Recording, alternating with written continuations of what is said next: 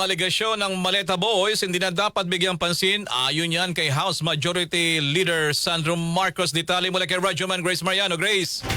RMN Live Report.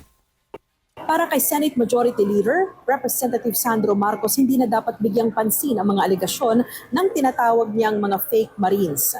Si Marcos ay kasama sa sinasabing tumanggap din daw ng maleta na puno ng pera. Pero ang git ni Marcos, kalokohan ang nasabing paratang, lalo't wala ng kredibilidad ang mga nag-aakusa dahil pabago-bago ang kanilang mga kwento at mga individual na inaakusahan.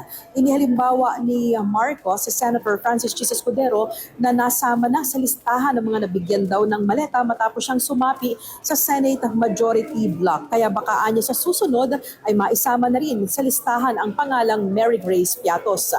Diin ni Marcos, makabubuting pagtuunan nila ang trabaho sa halip na bigyang atensyon ang mga hakbang para mapabagsak o sirain ang administrasyon. We don't dignify the testimonies of those fake Marines, or actually bodyguard na lang tawag natin sa kanila. Medyo, ay nakita mo na nga kahapon, biglang sumali si Senator Escudero sa majority, biglang siya may maleta.